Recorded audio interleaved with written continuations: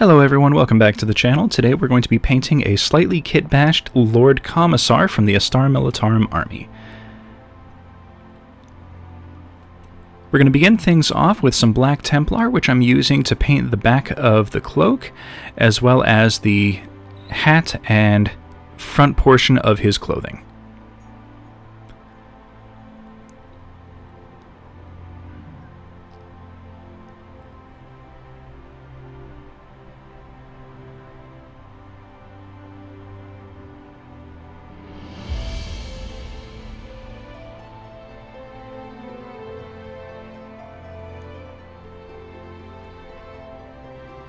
Once that's dry, we're going to use some Wraithbone to touch up a few of the little spillover areas and just clean up a few of the edges to make sure it's nice and clean for the next coloration. So I said I kit-bashed this model just a little bit. I added a bolter and an Imperial Aquila skull to his back. This will just set him apart a little bit from other commissars that I might field in the army.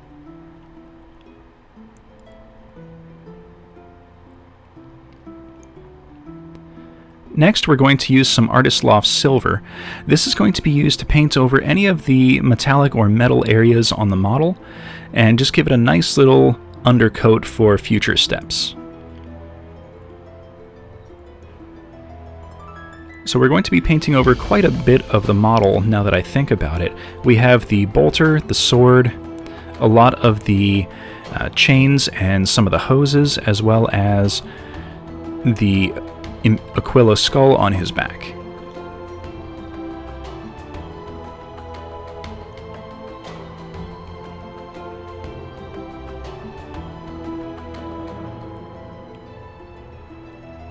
Now I'm doing this because, like I've shown in previous videos, this will give a nice little metallic shimmer effect when I use a contrast paint over them later.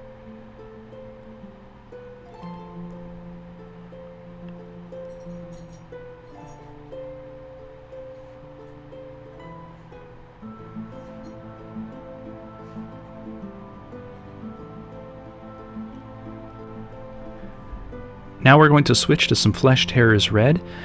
While we used the black Templar on the outside of the cloak, we're going to use the red on the inside, as well as all of the trim areas of the cloak. This will give it a nice kind of Imperial Gothic appearance.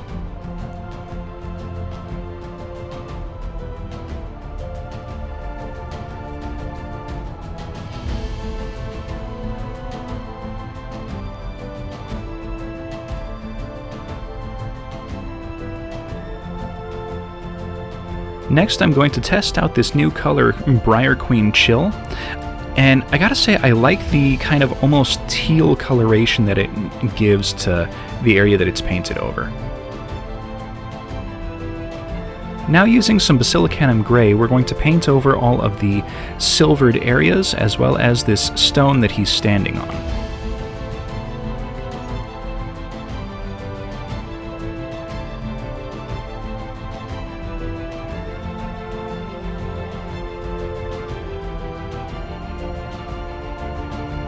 And once this dries, we'll have a nice kind of metallic silvered gray appearance to these areas.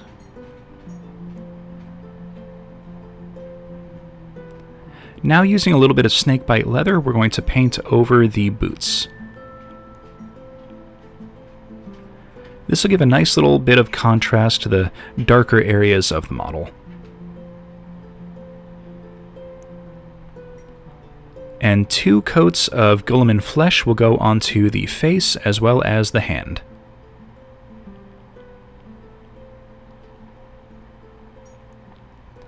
Now I'm going to do a very light highlight using Retributor armor on the stitching and buttons on the chest plate here. Now I'm being cautious, but at the same time any spillover can be corrected with some washes later. Once I'm done with that, I'm going to use the same color to highlight the edges of his shirt as well as the cloak. And he's got these little tassels coming off of the kind of decorative pauldrons on his shoulders, so we're going to do those in the Retributor armor as well.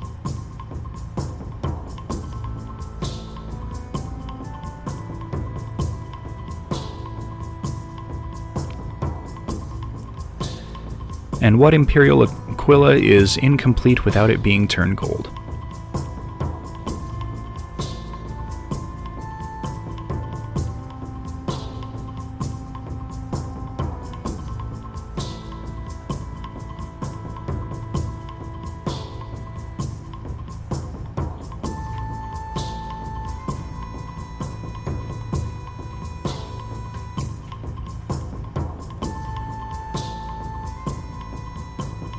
Now, over time, I had to teach myself and then reteach myself every so often that it's okay to switch brushes to achieve the level of detail that you're wanting to do. For the longest time, I just kept using the same brush through the entire model and then having to paint and repaint and fix different areas.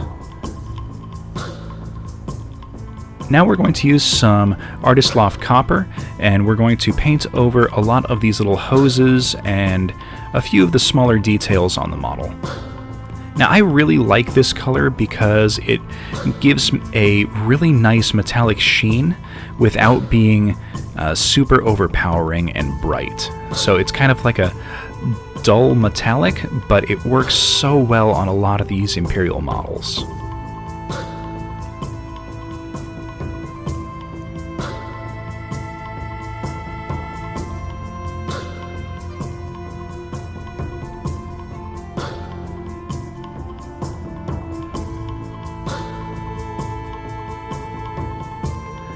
Next, we're going to do a little bit of touch-ups on areas that were missed using the Retributor armor.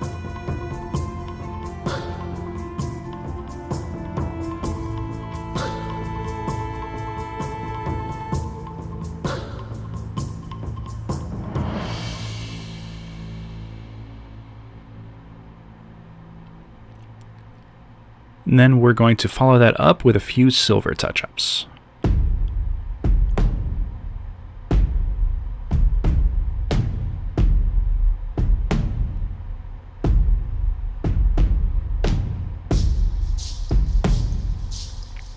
Now using some Artist Loft bronze, we're going to highlight a few areas on the model just to give some nice contrast to the other coloration.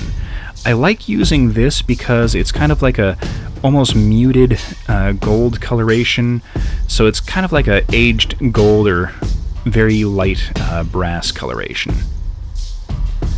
Then using some Raglan Flesh Shade, we're going to add a little bit of shadow definition to the fleshy bits of the model.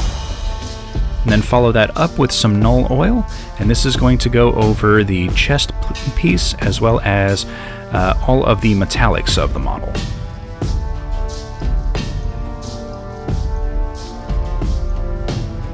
This will really highlight the shadows and make these areas pop out, which is super nice with how detailed this model is.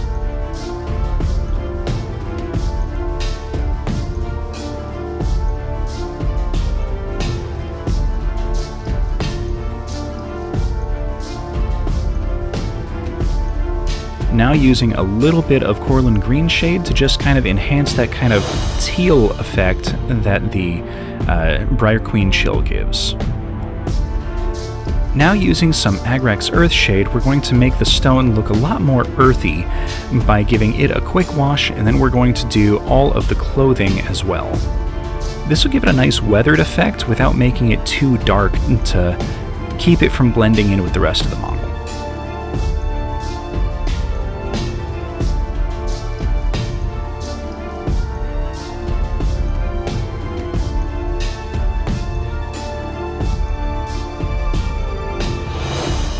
Now to stylize the base, I'm just going to add a medium layer, well, kind of a good layer of wood glue, and then coat that entire area with mixed grit play sand.